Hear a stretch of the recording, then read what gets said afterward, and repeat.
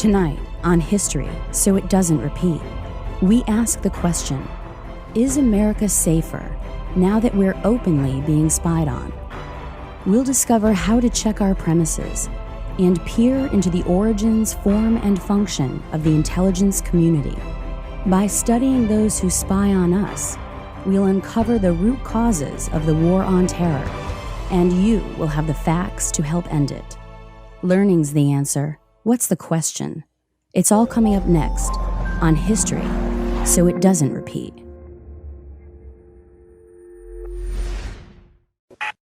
Welcome back to History, So It Doesn't Repeat. I'm your host and navigator, Richard Grove, and tonight we're going to dig into some very interesting history that'll help you understand the myriad stories focused on how our tax dollars are being invested into spying on American citizens. We're going to examine the primary assumption that intel programs spying on millions of Americans are justified to protect us from the so-called terrorists, and to do that, we're going to need to look into history. Joining me once again via Skype from sunny California is author Jan Irvin of Gnostic Media, and from Illinois we have forensic historian Kevin Cole, who are both members of the Tragedy and Hope online research community. Together we're going to perform an in-depth and informative service for everyone involved. And we're going to begin with checking our premises by asking the question, is the prevention of terrorism really the primary reason for these groups spying on the American public? Well, I think the answer is quite complicated. After 9/11, we got the Patriot Act, which we know now was a bunch of statutes and authorizations that they had hoped to accomplish even before 9/11 happened. So you have to kind of question how that came into being when this terrorist attack just happened to happen at the time that it did. Now, the primary reason, yeah, they say it's to protect from terrorism, but you can also get struck by lightning before being a victim of a terrorist attack. What do you think, Jan? Do you think it's a primary reason? I mean, they had the Patriot Act pre-written before 9/11, and they were spying on American citizens and doing this sort of thing pre-9/11, but now after 9/11, in this post-9/11 world, it seems to be justified. Well, of course, they want us to think it's justified, but isn't that putting the cart before the horse? I mean, you don't commit the terrorism and then go out and then look for somebody who's doing it, right? Are you referring to the numerous times when our tax dollars have been funneled into so-called sting operations? I mean, according to the New York Times, 14 out of 22 post-9/11 so-called terrorist attacks were actually financed by U.S. taxpayer dollars and organized by the Federal Bureau of Investigation.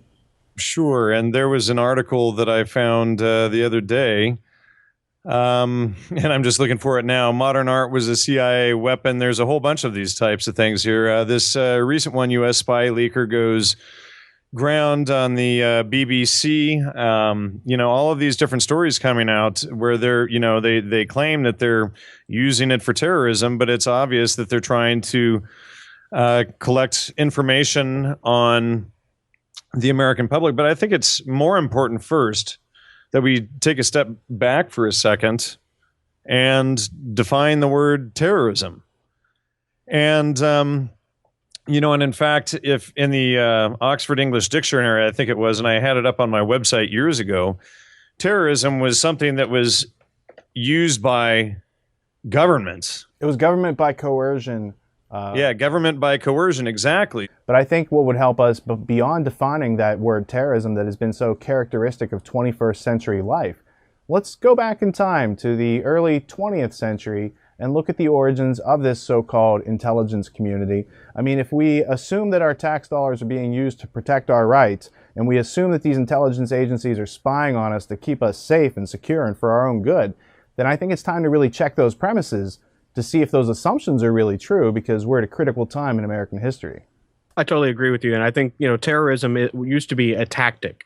And what they've done is they've been successful through a clever public relations campaign on institutionalizing terrorism as an entity. Whereas, some people who maybe don't watch the news as much see it as, oh, well, that's a war on Islam. People that are directly involved in perpetuating this myth also have a lot of money to be made, because this constantly keeps the war machine going. Because terrorism as a tactic, you can't stop that with a regular war. So these are a lot of issues that I hope we are able to explore.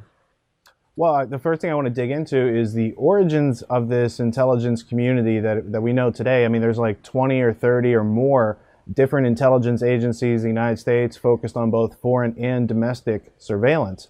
So there's a variety of these different organizations, but once upon a time, there were none, and then there were one. And I want to get into the people who, brought about these, the fine things like the CIA, and before that, you have to go to the OSS.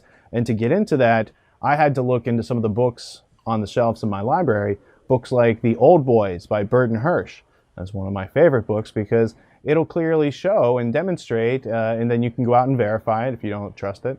Another one is Hugh Wilford's The Mighty Wurlitzer, which is published by Harvard. It's a very respectable book. It's not conspiracy theory. This is simply understanding the people, places, things, money sources of these so-called intelligence agencies. And what you find are people like Alan Dulles and Frank Wisner, who are Wall Street lawyers, who are internationalists, who are people who are not so much patriots, but have allegiances to globalist, internationalist ideas where they want to dissolve boundaries of all countries around the world and then create a globalist society. And that means collectivism. That means individuals lose their rights. And that's why we as individuals care about these things and take the time to delve into history. So who wants to take the first comment on the origins of the intelligence community post Paris Peace Conference 1919? There's a few different layers here. Obviously, there's one layer to keep the conditioning in place of what took place during World War I. And another layer is drugs and the opium trade, because a lot of the covert operations are based on that. And then you're going to have another layer such as Miles Copeland, who founded the OSS, whose son Stuart Copeland was in the band Police, and Ian Copeland founded IRS Records and FBI talent agency and these things. So then there's this other angle of it going off into the music industry and all of these sorts of things, which Dave McGowan's research has exposed. So there's this multi-pronged sort of attack and angle around everything post-World War I and the different directions that they take intelligence. But, all of it seems to be more directed at the general populace than any one sort of quote-unquote terrorist group, if that's even a valid term, since it's a form of government. What do you think, Kev? Yeah, I concur with that. And I would also say that we probably need to go back even further than the Paris Peace Conference, because what you see happening after the death of Cecil John Rhodes, and really, starting in the late 1800s with Carnegie's New Republic and his attempt to get Great Britain to federalize, you at this time, you started to see a transnational cooperation take place that was outside of the purview of national sovereignty. So starting with really the Pilgrim Society, where you have the business titans and the J.P. Morgan and earlier interest on both sides of the Atlantic, leading up to getting the United States into World War I in the first place, and the attempt to join the United States with the League of Nations. You find that the Dulles brothers were both involved in ecumenical movements with some of the key players of the Rhodes-Milner Roundtable Group, such as Lord Lothian, as well as Lionel Curtis. And so there's a religious aspect of this as well, in an attempt to create a universal church and to create a unified society. And the OSS, when you look in the founding of the OSS and the CIA, there was a British Office of Intelligence at Rockefeller Center where Stevenson, who was the tutor to Wild Bill Donovan, shared the office with him. So you have a lot of cooperation between British and United States intelligence going back even further. Same with C.D. Jackson and his counterpart and their relationship to the international relations cadre called the British Office for the Theory of International Politics. And this is really these transnational relationships, which are so important to people that want to usurp national sovereignty, are really the genesis of the intelligence operations, and in convincing the United States to have a more friendly Atlantic bloc-based relationship with Great Britain. I think you just summarized the entire episode right there. Okay, but I'm going to rewind, and we're going to add one more person to that egregious rant of yours. The person I'd like to add is Clark Clifford, who's also a Wall Street lawyer, who created the National Security Act in 1947, which was a prerequisite for the CIA. He later was involved in the Bank of Commerce and Credit International, BCCI scandal in the 1980s, this big money laundering, drug money laundering scandal under the guise of national security. So when we rewind and look at the agenda of the founders of this intelligence community in America, at least, it's an Anglo-American establishment. It's taking cues from Britain. Their agenda is social control, monopoly for cartel, and to insulate against competition. So when we see those James Bond movies now, having looked at history, we see that the MI6 basically works for an invisible banking class, not really represented in the films directly. And their competitors are who James Bond goes out and kills, and he's like an MK Ultra slave. So now that you have that angle on Ian Fleming, who was involved in MI6, and there's a whole bunch of different angles. He also wrote a very interesting book on diamond smuggling that you might want to check out if you're into Cecil Rhodes and De Beers and following this chain of history. So Cecil Rhodes, and you mentioned Carnegie, the New Republic book. I believe that was printed in 1893, and it's one of these books where, yes, he's making all this money in America. He's fleecing America. He's controlling America, treating his workers like slaves, taking these cues from Rockefeller, working together. And he writes this book and says, hey, you know what? America's time is past. It's obsolete. The new thing is internationalism. And so he's basically professing his faith and laying out this document, which was printed before the death of Cecil Rhodes and before the creation of the Pilgrim Society and creation of the Roundtable groups and CFR and all these other things that are legitimate political history in America that should be taught in every school, and every adult should be literate in these types of ideas. So while Bill Donovan and C.D. Jackson, you also mentioned, C.D. Jackson, we'll talk about this later maybe, but he was involved in the origins of the Bilderberg Group, and there's some Nazi financiers and agendas involved with that. So, there's psychological warfare. When you think C.D. Jackson, first, before you think publisher of these big magazines, think about the fact that his specialty is psychological warfare. And who's he surround himself with? Nelson Rockefeller, who was also in psychological warfare during World War II, Eisenhower, Nixon, these other caricatures of human beings that we've been, portrayed as our leaders. But now that we grow up to be adults, you find out these people, they're not only human beings with real errors, they're compromised and not really doing the things that we thought they were doing on their own.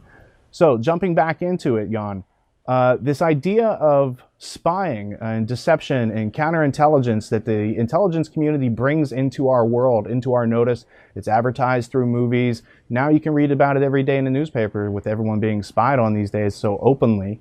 What are your comments on how these types of organizations use, call it dark shamanism, call it psychological warfare, call it black magic, the black arts? How is this use of deception useful to them, and what do they gain from it?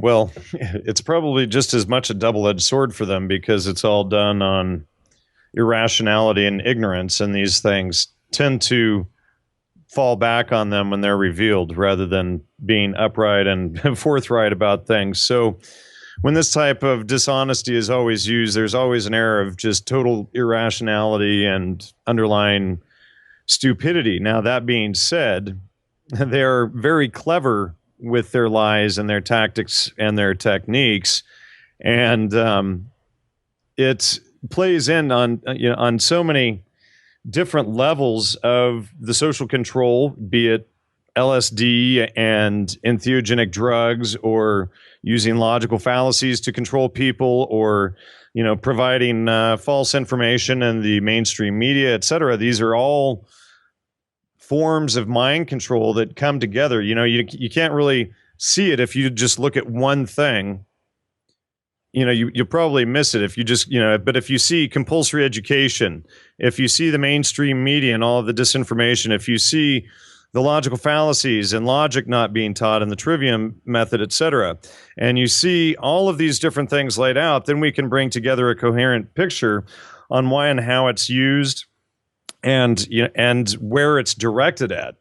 And sure, maybe to some extent they do operations overseas so that they can create wars and false flag operations and things like that, because a lot of the way the military industrial complex works is through creating these covert operations and then PRing them or using false information on the other side to keep them going, etc. Now, this guy, Clark Clifford, he was tied in with Mary Pinchot Mayer, who was killed, the Iran hostage crisis, the Vietnam War, which is, interesting because, as, going back to what I was just saying, 60,000 boys killed in the Vietnam War here. Interestingly, the National Security Act, every time I file a FOIA request to get information back or go all the way to an appeal, they'll cite that all of this and what they're doing is legal under the National Security Act of 1947 that was written by Clark Clifford. So it makes a nice little tidy circle there. What do you think, Kev?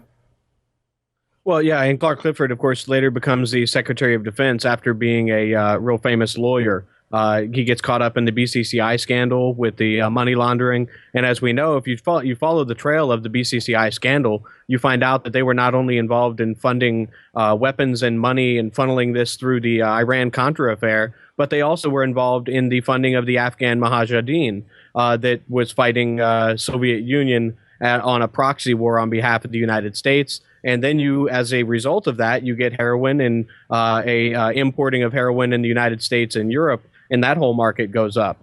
Do you have any information on the opium wars? Because what I'm sensing is this isn't really an American problem. America is now reflecting this Anglified view that's been brought in the 20th century. So I'm going to start digging into British intelligence and their history. And so I want to start with one of the major financing roles of opium throughout the world has been in not only the United States currently, but way back in times of yonder.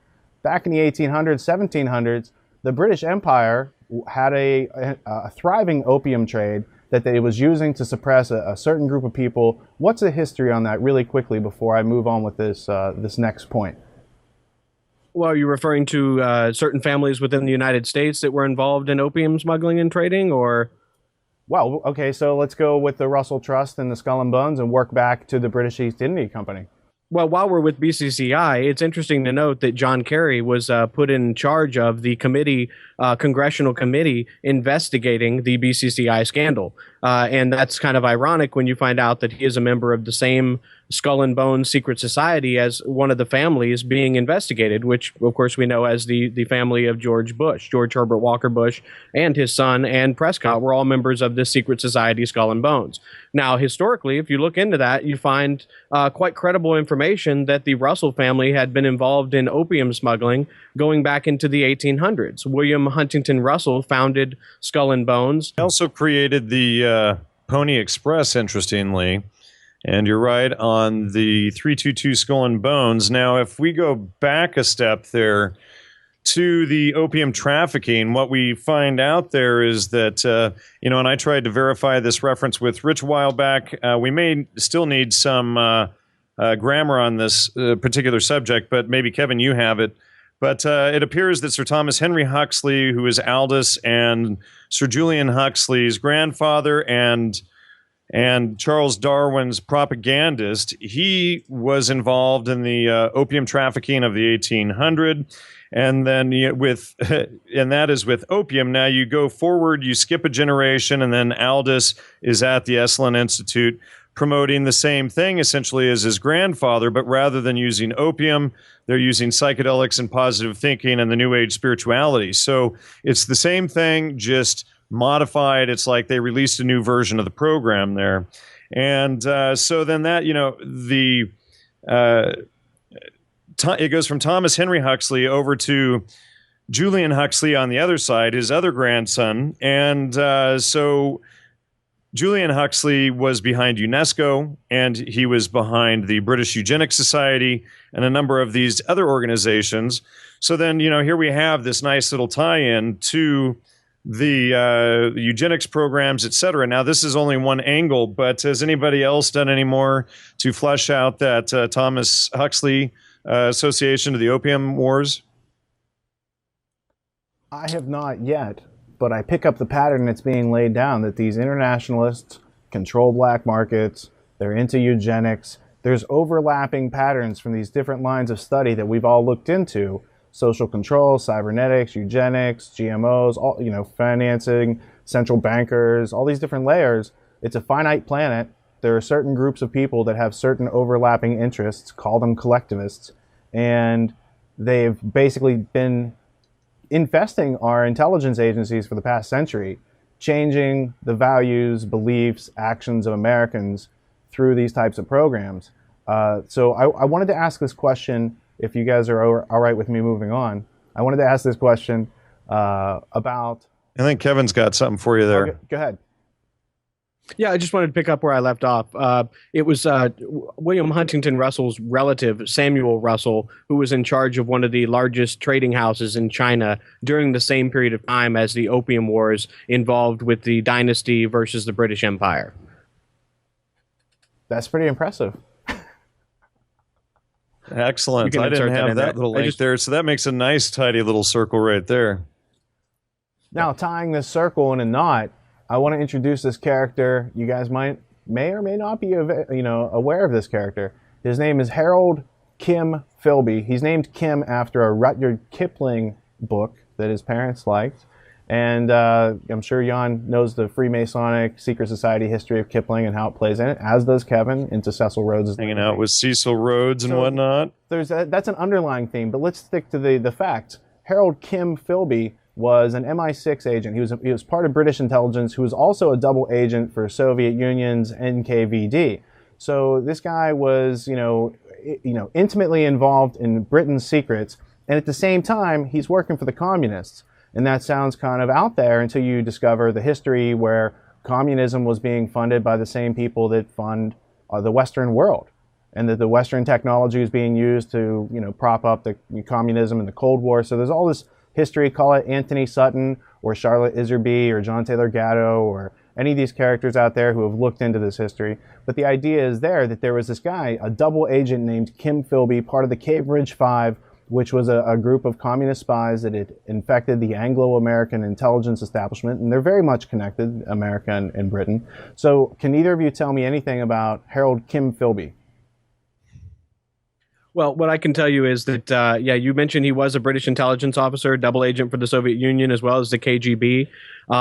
What's so fascinating that you bring this up is that I'm looking at some other research I'm doing on Carroll Quigley and some of the accusations he had against the so-called right and how they used some of his material for economic gain. And he kind of gets himself in a knot historically, and he may have lived to refute some of his own writings. Because what I found out was that the Cambridge Five included suspected fifth men, Victor Rothschild, and a guy by the name of Michael Whitney Straight. Now, Michael Whitney Straight's parents were Willard Straight and Dorothy Whitney, and they were the ones who bought the New Republic. And if you look on pages 949 and 950 through 953 in that area, you'll find in Tragedy and Hope that Carroll Quigley kind of chides the right for saying that the left groups at that time were supporting the communists, and that wasn't necessarily the case. But then he's proven wrong by history, because you find out that Michael Whitney Straight was also one of these members who was a double agent working to promote communism as a member of the Cambridge Five.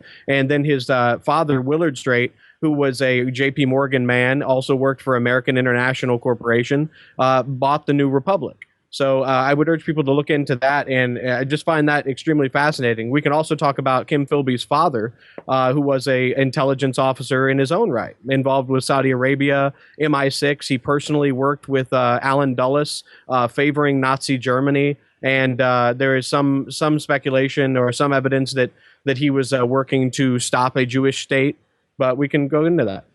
We can talk about Kim's dad in a minute, because that's kind of the crescendo to this whole episode, what that all means and comes together. But let's jump into what you're talking about. You're talking about this Whitney character, and I couldn't help but thinking, I'm observing what you're saying, I'm listening intently, I'm comparing it to what my experience is.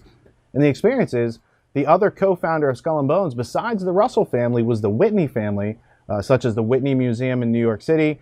These are collectors of someone like Mark Lombardi's work. Mark Lombardi died a very similar death to that of Michael Hastings or Gary Webb or any of these other people. You should check out Mark Lombardi's Global Networks book. You can learn a lot about it. You can learn about the Bush-Saudi connection through James R. Bath just by looking at the cover of the book.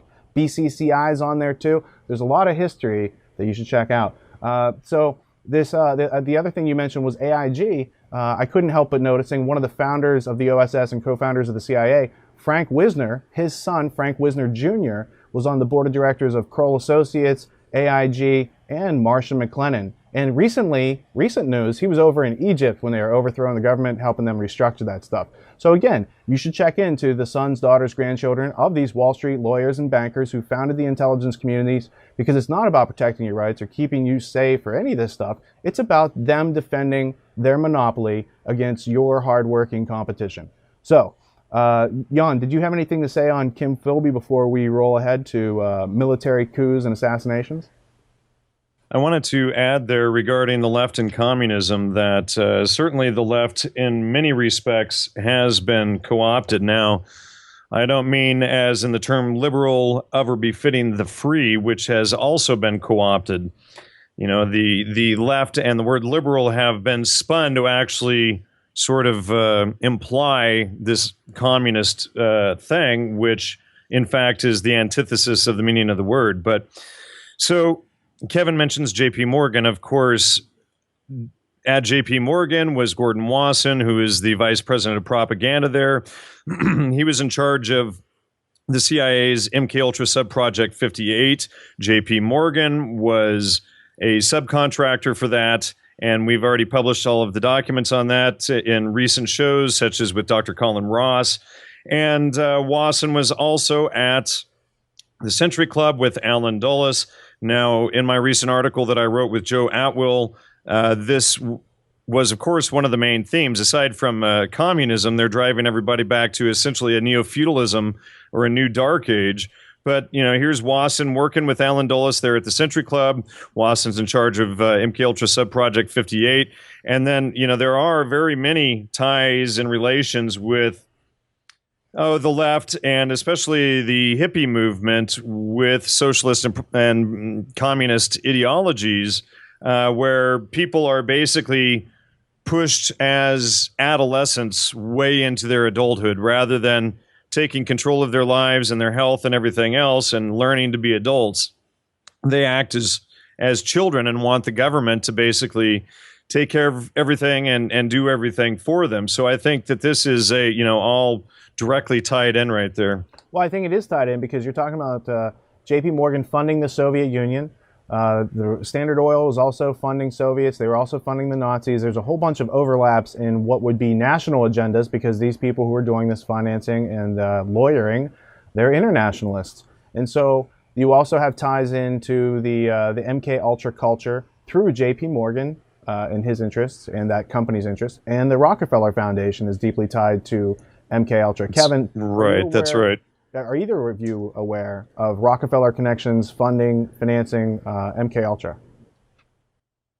Well, actually, the Rockefeller Foundation was involved in funding MK Ultra through the Allen Memorial Institute, I believe, which was in Canada. Is that That's correct? That's where you and Cameron worked, right? Right. And Ewan Cameron, of course, went on to be the head of the American Psychiatric Association. He was involved directly in the laboratory experiments and trials that stemmed out of Alan Dulles' office at the Central Intelligence Agency. Yeah, I would agree with that, and I just found my other citations here. They're also involved in hemp prohibition, which is interesting. John Foster Dulles was there. Yeah, definitely, and Rand Corporation is there now. Didn't they come up with the term conspiracy theorist to keep people from investigating matters? I think that's accurate. I know the first reference I've seen is from a 1968 FOIA request. It's a CIA document, and they're saying basically, how do we deal with Ed Epstein's book on the Warren Commission? And they're saying they have a protocol. It says, don't even worry about what it says, deny, and basically use this term. And it says, quote unquote, conspiracy theorists as a derogatory term without even addressing the content. Just basically make fun of them, and then they gave a bunch of examples. It's a fascinating document. I think it's CIA document 1035. If you do a little Google search, you can probably find it. I think that was the number of it. But it's a fascinating piece of history because you can see the origins of this word, and then it doesn't really pop into the American public vernacular until, I believe, 1996. It shows up in the Oxford English Dictionary, and that's where you see it because of the movie Conspiracy Theory by Mel Gibson. Or with Mel Gibson, it was released at that time. So getting back to this idea of intelligence agencies and social control, we talked a little bit about MK Ultra, but now let's talk about how they assist military, coups and actions, covert operations around the world, how sometimes they're carrying out assassinations of leaders in other countries. I know that Kevin and I have recently seen a clip. I don't have the freedom to show you here, but it's Lieutenant Colonel Anthony Schaefer, and basically what he's relating is that under the Pentagon's plans for information warfare, assassination is covered under that. They can assassinate people under the Department of Information Warfare in the Pentagon. I don't know how much we can talk about exactly with that, but for anybody unfamiliar with Lieutenant Colonel Anthony Schaefer, a little bit of background on him. He was involved in the Defense Intelligence Agency's Operation Able Danger project, in which he claims in his book Operation Darkheart, which was heavily redacted by the Pentagon. Well, what he found in Operation Able Danger and what he claimed in his book was that key suspects in the 9/11 terrorist attack and the official story of this event were placed on a list where they were untouchable. They had yellow Post-it notes put over their face, and he wasn't allowed to further investigate them in any way. So you're coming from an area of credibility with these types of tactics and these types of intelligence operations. And what he did say was that the role of assassinations can be seen along a information warfare strategy. When he talks about information warfare, including strategies, the immediate thing it makes me think of is somebody like Benazir Bhutto, who had came back to Pakistan and threatened to run against Musharraf in the next election, where she had a huge amount of publicity. And it's something like her assassination could have been included in an information warfare strategy. Now, I'm not saying that's exactly what happened, but I have seen quite a bit of evidence to suspect that as a possibility. So you're not talking about people that view the death of one individual with any kind of empathetic concern. You're talking about somebody or the type of person that views human beings as targets in order to effect changes in their own information strategy. Well, I remember journalists like Gary Webb who were digging into the CIA, Iran-Contra, cocaine, all those different kind of scandals that were going on there. And he didn't end up very well for doing his stories. Although I think the LA Times just recently published an apology saying, hey, Gary Webb was onto something, but too bad that we all let him get killed years ago and did nothing about it as far as journalists, right? So that's well, they actually put 17 journalists on to attack and debunk tiny little things instead of looking at the larger picture. No, that's and I don't think it was the LA Times that apologized. I think it was the writer. Yeah, one of the writers, Katz, who came out and apologized for his actions, which led to Webb's murder or suicide. Well, the thing I'm really concerned about is that 300 plus million people in America pay tax dollars, and like if you cut our military and intelligence budget by 80%, it would still be larger than any other country on the planet. So why are we so insecure as a country is one question. But what I'm observing is all this money is being poured into private contractors, defense contractors, Pentagon, military budgets for intelligence, all these different things to watch us, the citizens, right? But if these people are also running drugs and they're seeking to monopolize and insulate against competition, isn't there just a chance that they might use some of those things that we paid for national defense to actually defend their heroin routes and drug smuggling and these sort of things? Is there any sort of history to that beyond this conspiracy theorist journalist called Gary Webb? Something called Iran-Contra. Oh, right. And I think the church committees also probably brought some of this stuff up. Yeah, MK Ultra. Yeah, that's right. Rockefeller Commission. I'll have to make a note of that. So yeah, we don't, they don't acknowledge those things actually happened. I mean, Iran-Contra, that didn't get any national attention. And what's interesting is several years ago I interviewed John Loftus on my show, and on my show he, and he was one of these top guys under the Carter and Reagan administration, and he denied that the stuff, anything really goes on, is part and parcel for their, their standard protocol, their modus operandi. So that was when I started questioning some of his background, other than he always leads people astray from studying certain aspects that would lead people to question the official storyline and his official storyline as well.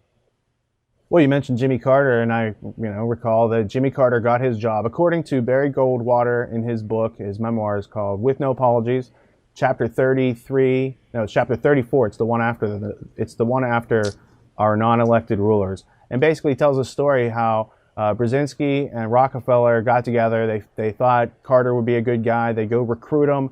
They do some Wall Street bank deals to help get this all solidified, to fund him, to make sure he gets to be president. And so Carter's initiation into the Trilateral Commission is simply, a ploy to get him on the ticket so people know that he's a made guy and he can go do these sort of things. So Carter's national security advisor was this guy Brzezinski, who we're going to come to in a couple minutes. But I want to talk about this thing called the National Security Advisor or the National Security Council, the people who kind of direct these intelligence agencies on their covert ops, their drone strikes on people, and all this sort of stuff. I was curious, who are these people on the National Security Council? How do they get their jobs? Are these people that we elect? I mean, obviously they're in control of influencing the direction of all these tax dollars that we just throw over the wall to the IRS. So has anyone have either of you looked into the National Security Council?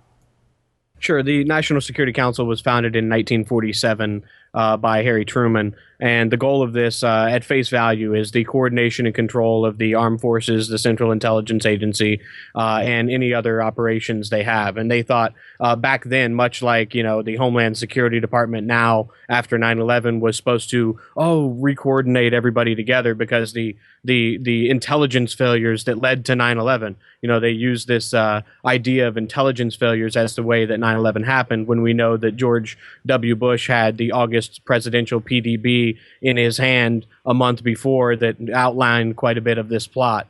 Now, back to the National Security Council. Yes, this is a plan put forth by Truman as a way to, at the time, kind of make up for intelligence failures during the war. And you see that Truman, of course, is responsible for putting forth the Marshall Plan, later on furthering the Marshall Plan. And when you look at individuals who are close to the president who are advising him on this, you'll find that Richard Haas, the president of the Council on Foreign Relations, who is also a Rhodes Scholar, had also been in the position of National Security Advisor. So it's a group of individuals that are pre-selected, usually from foreign policy think tanks, also from industry. You'll find some from oil and business that are in there from time to time. But each administration gets to pick their own national security advisors, and I believe there is some permanence, in continuity, just like we saw today with FBI Director Robert Mueller stepping down and Obama putting in James Comey. And James Comey was, of course, the Republican appointee of George W. Bush. So there's a lot of continuity. You'll find, Henry Kissinger, Dick Clark, a lot of these individuals who are involved in the apology for 9/11 and the intelligence failures are some of the same people that surround the president and are supposed to coordinate these national security objectives. Well, what you're noticing is a continuity of influence. I was looking at my brain model over here. I also see someone named Philip D. Zelikow as part of the National Security Council at one time. Now, does the National Security Council have, does it have obligatory rights? Does it have authority over the Joint Chiefs of Staff? I'm not sure if it has direct temporal authority over them, but I know it is responsible for advising directly the president, who is then making decisions based on this panel of advisors. So I'm not familiar if they have authority outside of the president's chain of command. There are probably authorities that are delegated to them that they act upon quite regularly.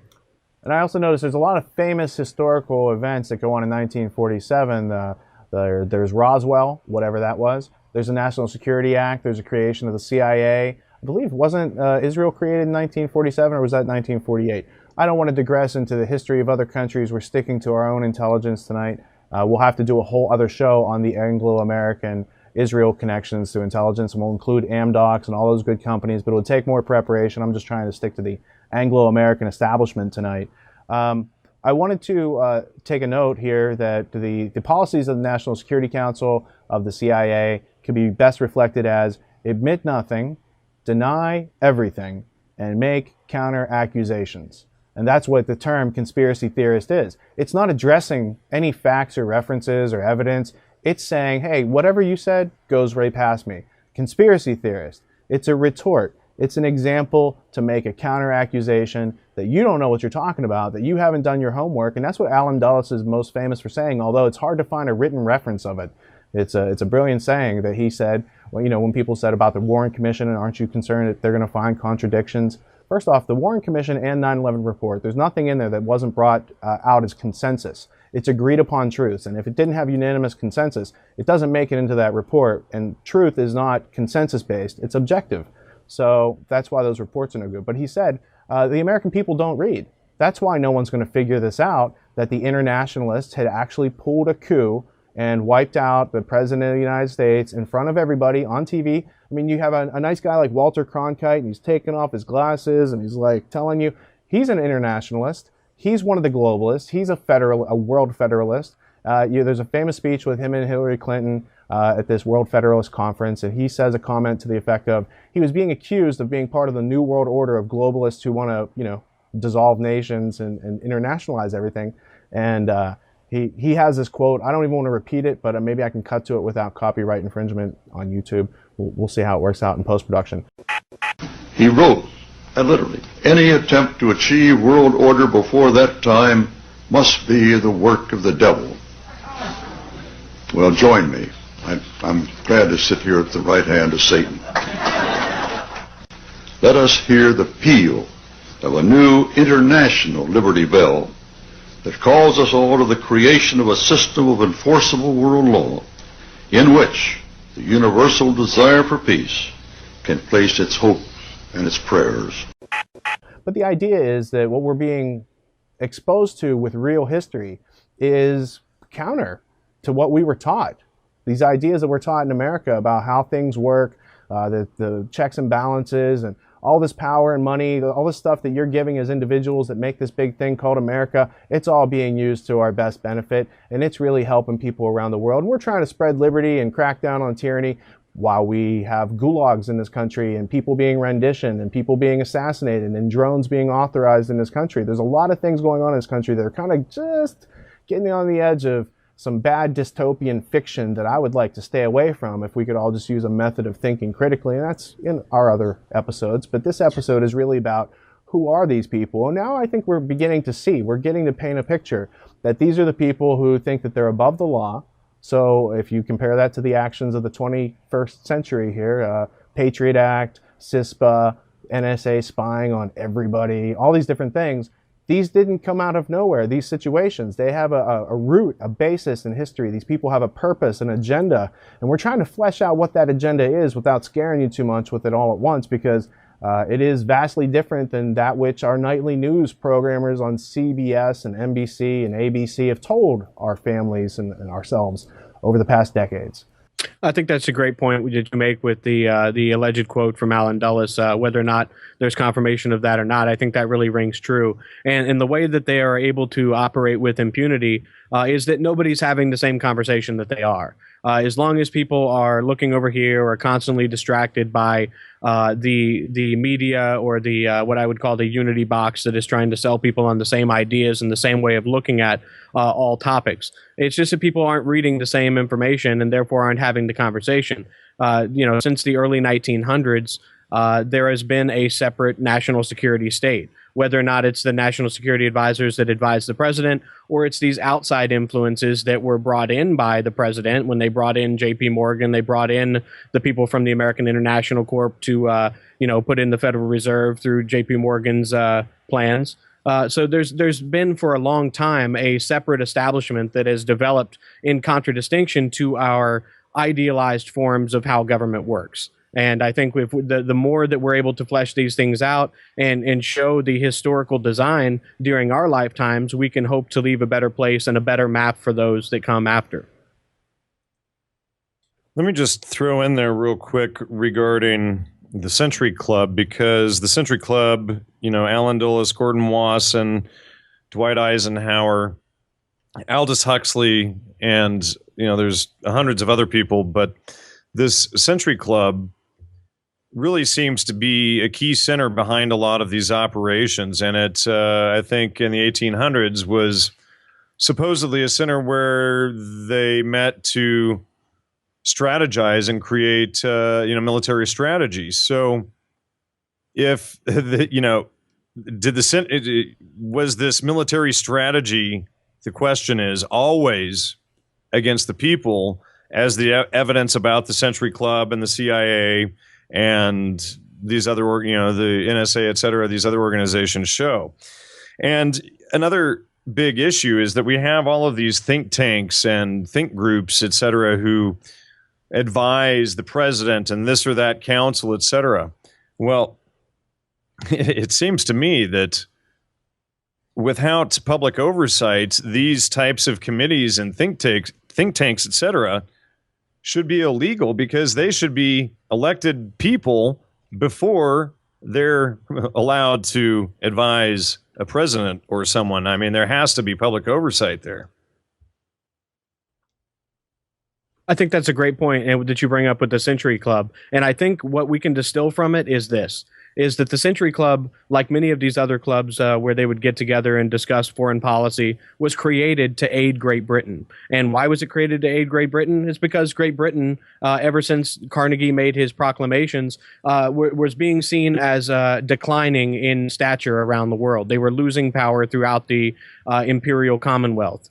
And so with the Century Club being created to aid Great Britain, this is the common thread that we find throughout Atlanticism, or the philosophies of the Council on Foreign Relations and the philosophies of the Atlantic Institute, as well as the Council on Foreign Relations. And because so much of what is surrounding the Council on Foreign Relations activities has been put in such a cartoonish manner, where it's been linked with groups where there is no linkage, and there's never been a real discussion amongst those that are trying to make a change and speak against this to actually outline the philosophy that they put forth. And I think that's what we're doing here now. And it's really this Atlantic philosophy that Great Britain was an Atlantic power that was so powerful, and something that even Carroll Quigley in Tragedy and Hope said was his sole disagreement, aside from the secrecy that the group put forward, is that he really saw them as a European power, and they were trying to claim Atlantic status, where it would be this union of democracies and there would be an enhanced cooperation, what Carroll Quigley put forth and said as the balance of power strategy. And if you look into Ludwig de Hio's work on the precarious balance, this really lays out what we're talking about. And then you start to see that the Bilderberg Group, which Richard mentioned earlier, which was founded in relation to C.D. Jackson, bringing them to the United States, and other institutes that were involved on both sides of the Atlantic, to get the United States involved on a permanent basis. They had their first meeting and they weren't sure if they were going to continue yearly, but thanks to the help of C.D. Jackson and others, they went ahead and went through with that. And so the Bilderberg Conference can really be seen as a continuation of the Union Now strategy and the Union of Democracies strategy, except on the global business level. Well, and Union Now is Clarence Street was a Rhodes Scholar, as was Stringfellow Barr, who wrote, I forget the title of his book, but it's an internationalist book. It's the same type of philosophy. And one of the keys of this Atlanticism is that the people bringing this to America are not about individual rights or any of this sort of stuff that we call American, the American way. It's about collectivism. They're partnered with communism. Quigley says very clearly that these people, that even though they're capitalists, they fund and work with very closely the communists because they value the collectivist rights for their livestock. Not for themselves. They want to be gods. They act like they're God and have rights over you, and eugenics and Rockefellers and remodeling that as molecular biology. I mean, we can have a whole episode on that. They are on all fronts trying to harness our human resources, to take our attention, to make us waste our lives in servitude to them. And I'm just saying that if they're going to do that, they're going to have to work a little bit harder because we are getting smarter. This other idea of the Cold War being psychological warfare in reality. People like C.D. Jackson helped to construct that. The CIA helps to propagate that as long as it could go. And then they shift gears into the war on terrorism, which is where we're going with all this questioning into Kim Philby, because it was Kim Philby's father, a guy named St. John, or as the British would say, St. John Philby. And he was one of the people who was instrumental in creating the Saudi royal family, getting the British and American oil contract and setting up Saudi Arabia as it is today, starting out the Muslim Brotherhood, which is the Anglo-American proxy for terror that can be conveniently used as plausible denial under the rubric of national security. And so all these things start to tie together. But before we do that, I had mentioned the Rhodes Scholarships and Union Now Project, which is an Atlanticism project. Let's go into the foundations and books like Imperial Brain Trust or Universities in the Empire or Compromise Campus. Let me just say something, Rich, before we go there, if I may. Because I was just looking at some of these other connections that I have here regarding the Bilderberg Group. C.D. Jackson, of course, last year I noted in my article on Gordon Wasson that there were some associations there with C.D. Jackson. Of course, Wasson and Eisenhower were both at the Century Club together. Eisenhower was also a part of the Bilderberg Group there. And then if we cut over to, let's see here. Let me just go one more step here. David Rockefeller. Now, David Rockefeller, he was also a member of the Fabian Society, where Aldous Huxley was a member. Now, we mentioned him earlier and his selling of these things. And he was also a member of the London School of Economics, where Gordon Wasson went to school. Okay, so again, we have an immediate tie back into this little circle here. And the London School of Economics is one of the Rothschild banking empire financed institutions, as is magazines of our Congress, Roll Call and Congressional Quarterly, The Economist. There's a whole slew of international banker investments to help shape the attitudes, behavior, and Americans. Yeah, and the London School of Economics was, of course, funded by the Fabian Society. That's a terrific point. And we could go into, for days, the history of the Fabian Society and Thomas Davidson's role with the settlement movement in the United States. George Bernard Shaw, you guys. Sure. And how this really leads to a lot of the transatlantic relationships that foster things like the Pilgrim Society and those that jumped on board with funding Cecil Rhodes' legacy. To your earlier question, I would start with this quote from Carol Quigley from Tragedy and Hope from page 950. There does exist and has existed for a generation an international Anglophile network which operates to some extent in the way that the radical right believes the Communists act. In fact, this network, which we may identify as the roundtable groups, has no aversion to cooperating with the Communists or any other groups and frequently does so. I know of the operations of this network because I've studied it for 20 years and was permitted for 2 years in the early 1960s to examine its papers and secret records. I have no aversion to it or most of its aims and have for much of my life been close to it in many of its instruments. I have objected both in the past and recently to a few of its policies, notably to its belief that England was an Atlantic power rather than a European power and must be allied or even federated with the United States and must remain isolated from Europe. But in general, my chief difference of opinion is that it wishes to remain unknown, and I believe its role in history is significant enough to be known. That's Tragedy and Hope by Carol Quigley, page 950. And what we're talking about here is the group that was propped up by Lord Milner and the other Rhodes trustees. Now, they didn't latch onto this as a permanent plan, but they saw it as their best opportunity at the time to bring the United States back under British dominion. They had already changed the name of the British Empire to the British Commonwealth. That's Lord Zimmerman and Lionel Curtis's doing. And this is all talked about by Carol Quigley in his works. But they latched on to an American Rhodes Scholars plan by the name of Clarence Strite. And he developed what's called the Union Now Project, where it was supposed to be a union of democracies, basically part of the three-power Atlantic bloc that Carol Quigley describes in his works. And they even got this into Congress and had senators pushing it, but it didn't pass at the time. But they still exist till this day, and they are still very much involved in the Council on Foreign Relations, the Straight Council, which at the time had people like Stringfellow Barr, and Scott Buchanan, who were involved in the Great Books of the Western World project. And it was all a way of creating aid to Great Britain by trying to create a federal union of democracies based on Alexander Hamilton, as read by F.S. Marvin, who was another member of the Rhodes Milner Inner Circle. Now, these same individuals were really very much influenced by Alfred Zimmern's work, The Greek Commonwealth, which laid out the best ways for a nation to maintain its polis. And I talked about a lot of this within the trivium versus trivium method, classical education versus trivium method conversation back in March as well. Kevin, you just sent me a quote the other day from Arnold J. Toynbee that I published at tragedyandhope.com. It was Arnold J. Toynbee. For those of you playing at home, he's a famous British historian from a famous British family, so you should respect him because he has a lot of authority.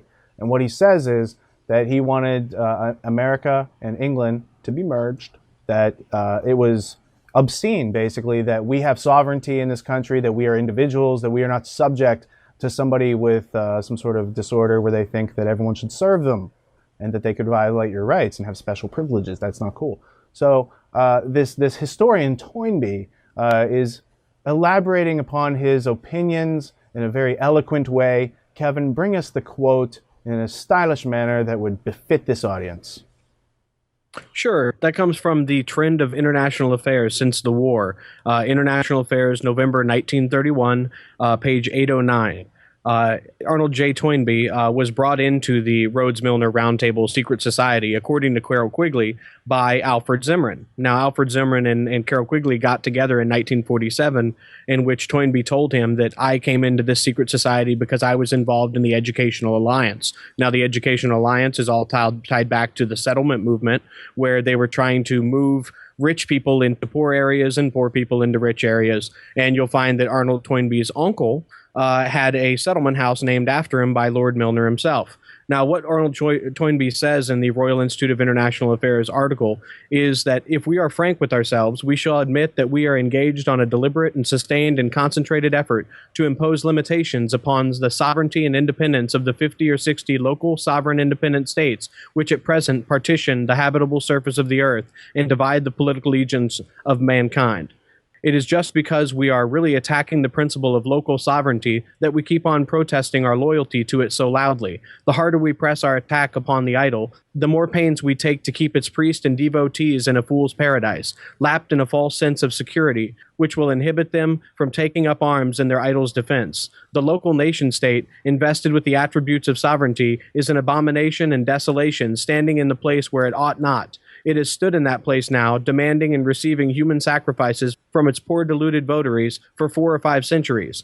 Our political task in our generation is to cast this abomination out, to cleanse the temple and to restore the worship of the divinity to whom the temple rightfully belongs. In plain terms, we have to retransfer the prestige and prerogatives of sovereignty from the 50 or 60 fragments of contemporary society to the whole of contemporary society, from the local nation states by which sovereignty has been usurped with disastrous consequences for half a millennium, to some institution embodying our society as a whole. In the world as it is today, this institution can hardly be a universal church. It is more likely to be something like a League of Nations. I will not prophesy. I will merely repeat that we are at present working discreetly with all our might to wrest this mysterious political force called sovereignty out of the clutches of the local nation states around the world. And all of the time we are denying with our lips what we are doing with our hands. Now, if you ever wanted context on the David Rockefeller memoirs, page 505 quote, where he says, hey, some people accuse me and my family of being internationalists, and he admits to it. Right there in his own memoirs, I have both a hardback and a paperback version because I wanted to make sure it wasn't a misprint, right? So, the people that are doing this to us as Americans, the people who are spying on us, the people who are pillaging our economy, the people who are really putting us in danger in this country are not the Muslim Brotherhood funded terrorists who, when you trace that funding back, it goes back to Anglo-American bankers.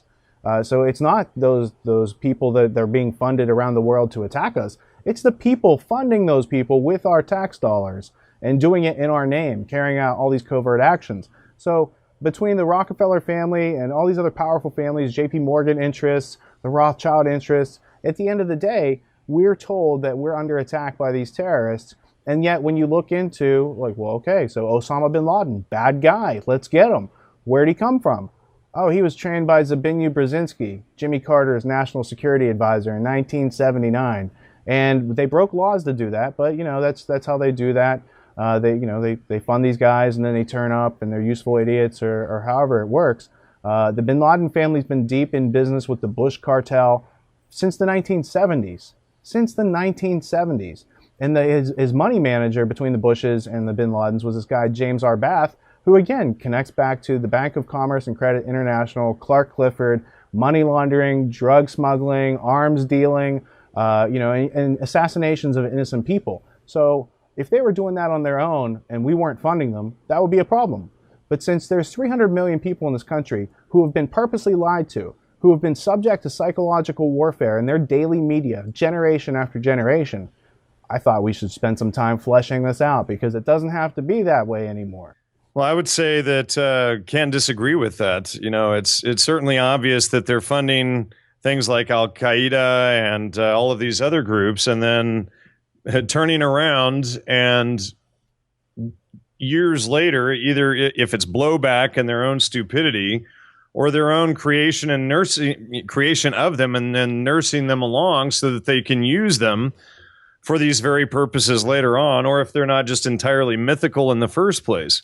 But yeah, you know, as you said, it's not the Muslim Brotherhood and stuff like this. We have, besides the Anglo-American establishment, you know, there are so many ties into Zionism in these guys. I mean, Brzezinski, et cetera, all of these guys go into Zionism and this whole agenda. So aside from the Anglo one, which is real, there is also the Zionist agenda. And ironically, you know, Balfour and all of these guys, they work together on this. That is absolutely correct, that there is much more to learn on that topic, but I can reference Quigley's 1947 book, although it wasn't published till after his death, if I recall, titled The Anglo-American Establishment, in which he faithfully describes what I've found in history through separate artifacts. So having already done my research, I then read this book, and in this book, it gives a pretty faithful recounting of what's available out there to be independently verified. And what he explains is the history of the Anglo-American establishment and the so-called Zionist political elements that later created Israel. They are doing deals early in the 20th century, and even back into the 19th century. There is a great deal of influence of Balfour, whose boss was Lord Rothschild, and it's all described in the Anglo-American Establishment by Carroll Quigley. I'm having trouble remembering the page numbers right now, but I'm sure that Kevin remembers the section that I'm talking about. It's the section where he goes into, he's like, here's why the British had a choice to work with either the Arabs or the Zionists, and here's the business reasons they chose the Zionists. And even though they thought the Arabs were cool and they liked to hang out in those countries and they found them affable, they found better business with the Zionist political interests than they could depend on through the Arab community. And that's why, since St. John Philby, all the way up through Zbigniew Brzezinski and other characters that are doing the same thing today on a ground level. I think Sibel Edmonds had identified one of these CIA guys who was involved with the Tsarnaevs and training Muslim Brotherhood people, having them live in his house. But I can't, that guy's name slips my mind right now. Yeah, I can't think of his name either. Graham Fuller. It says here that he specializes in Islamic extremism. Does that mean creating it, or what does that mean exactly, I wonder? Well, the Tsarnaev uncle used to rent a house from Graham Fuller, from what the evidence looks like. So it just seems like, again, taxpayer dollars going to the government, going back to the intelligence agencies to set up patsies, whether it's Imad Salem, an Egyptian military officer who recorded the FBI agent John Antisev in 1993, telling the FBI telling him how to make the bomb, use the real bomb. They knew he was their patsy. He recorded that. That's history. You should check that out. So what we're tracking here is, for over 100 years, there seems to be this trickle of taxes up through a system back down into some sort of tyranny that, a gun that gets pointed back at individual citizens, not just in this country, but now that we have these drones flying all over the world, all over the place. I mean, this is like Skynet come alive. This is like a bad Hollywood movie that just won't end. We should point out that this guy Graham Fuller was actually responsible for the creation of Iran-Contra, and he was CIA for 20 years. So, ladies and gentlemen, if you want to look for the head guy behind Iran-Contra and the CIA drug trade, there it is, right there. Our so-called Islamic fundamentalist expert who, of course, creates and spins this stuff. They want you to think it's Oliver North. Oliver North was the bad guy. Or Reagan, the dumb actor who worked for the OSS and CIA since his career ever started. I mean, come on. That guy's not responsible for anything. If you think he was running this country, you got another thing coming. You should read some history. What do you think? He's got a cute little website, you guys. Graham E. Fuller, author, and it's got somebody like walking away down the road. It's like your typical propaganda website. Him there, smiling, all pretty. Do you have that joint? Well, I think if we look at Do you have that Joycamp app so you can see if they're targeting you with a drone right now, Jan? I already know they are. I mean, Michelle Meeks at the CIA, the one who I file all the FOIA requests Let Kevin respond. Let Kevin respond. Okay, sorry, go ahead. No, it's fine. I was just going to say, with Graham Fuller, whether or not he was directly involved, here's the facts that we do know. As soon as the Boston bombing took place, they went looking for, the media did, looking for family members in which they could get on to get reactions from. And they go down to Maryland and they approach the Tsarnaev uncle.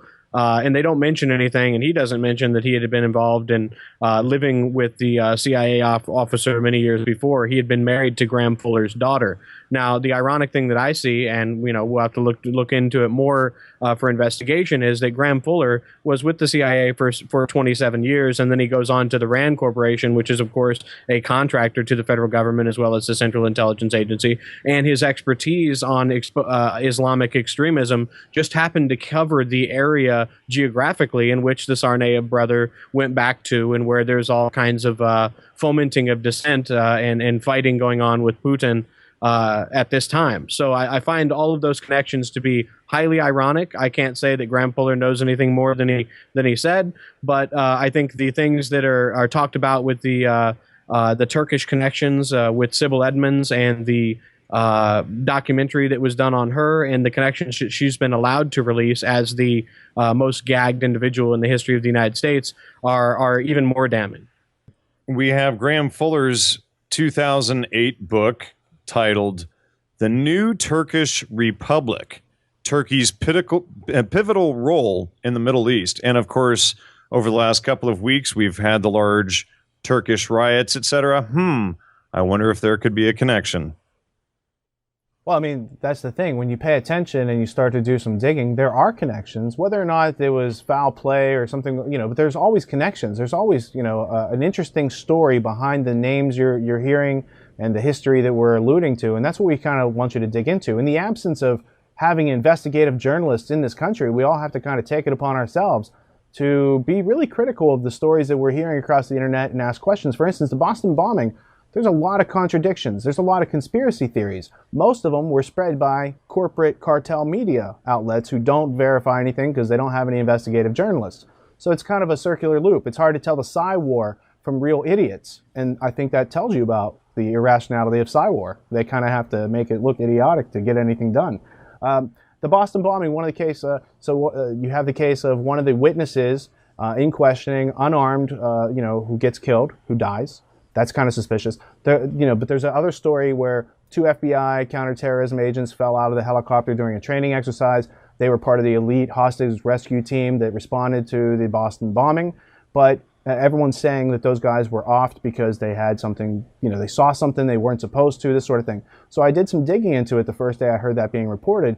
And it turns out that unit has like 900 guys on that team that respond all over the country. So just because they responded to that area or to that event doesn't mean they had any direct contacts with either the Tsarnaev suspect, or the brothers, or the evidence that's there, or any of it. So it's just hard because, well, it's not hard work. It's work we're not used to doing because we thought there were authorities protecting us and doing this hard work for us. But when you grow up, you find out, hey, there's not many adults around, and you got to outgrow the adolescence that has taken you this long to realize, and start asking questions, looking things up, using the resources, using the tools, and digging into all the other productions, because what we're talking about in this episode is connected to basically every other piece of our work, and yet all those pieces of work are unique pieces, components of knowledge that help you put together the puzzle. They're all puzzle pieces, but all the edges do touch together, everything is connected, and there is coherence to it once you start using a method to identify what is substantial and dismiss the arbitrary.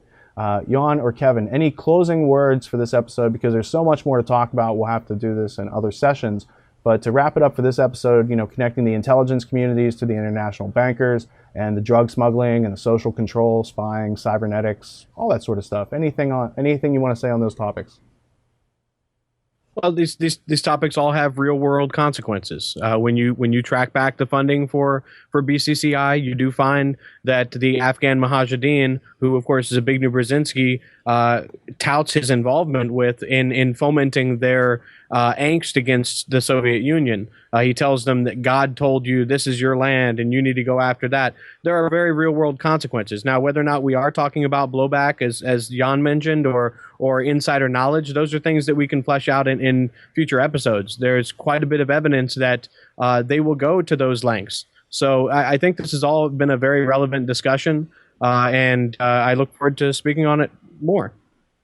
I agree with Kevin. These are all very pertinent topics, and people need to stop burying their heads in the sand regarding them and dismissing them with, cliches like conspiracy theory, and actually get down and follow the paper trail and the citations. And in fact, while I'm thinking about it, maybe it would behoove us to do an episode or few on how to do research, so that people get the concepts of tracking down and verifying information, so that it's all live and people can grasp that, and then move beyond name calling such as conspiracy theorist, etc., and get into the reality of fact checking what these people actually say and do.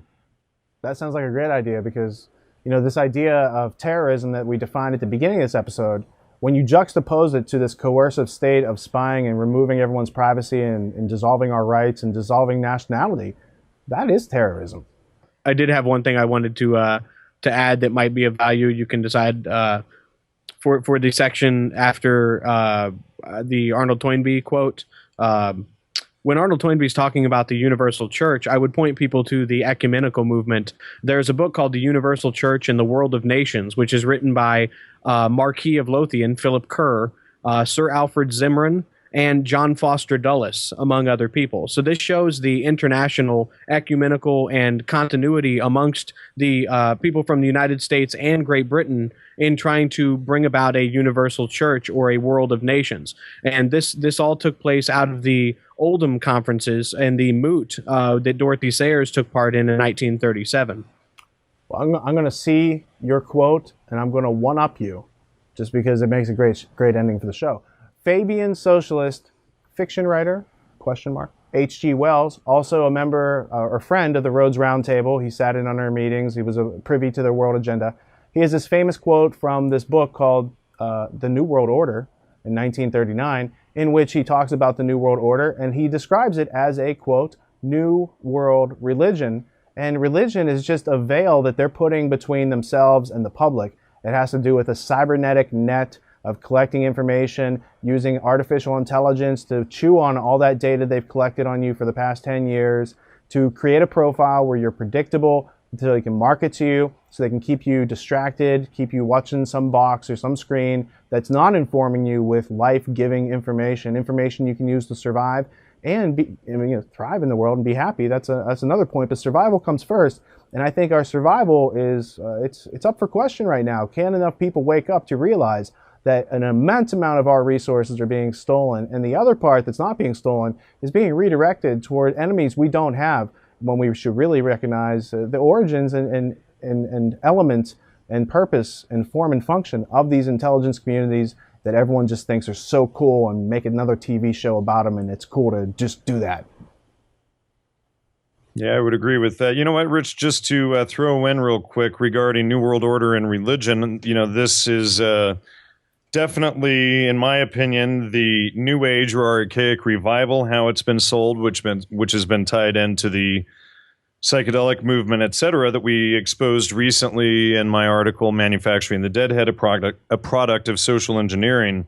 And I think these are all definitely related. And when you get people to accept non-critical thinking as a religion, it's pretty much over from there. So this is why it's so important to get people to wake up, start thinking critically, learn how to research, learn how to filter the fallacies and the nonsense from their own minds.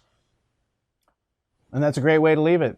They got robots making robots. They're making drones. They're going to stop making manned airplanes, and manned flight's an obsolete thing that only happened for 100 years in human history. And they have a great Skynet and Cybernet waiting for you, unless you choose to learn some history, think for yourself, and learn how to communicate with other people. Jan and Kevin, thank you for joining us tonight. I really want to thank you for taking time out of your schedule and enlightening the audience with your experience with history. Thanks for having me on, Rich. Yeah, thank you very much. And with all that being said, if you found the content of this episode to be of interest, then you'll likewise enjoy screening State of Mind, The Psychology of Control, which will help you understand some of the broader concepts we discussed tonight. Last but not least, if you'd like to know more, you can subscribe to our podcast, The Peace Revolution, which is available at tragedyandhope.com, where an hour a day keeps ignorance at bay. Tragedy and Hope, tools for thinking clearly. Until next time, thank you for tuning in and not dropping out.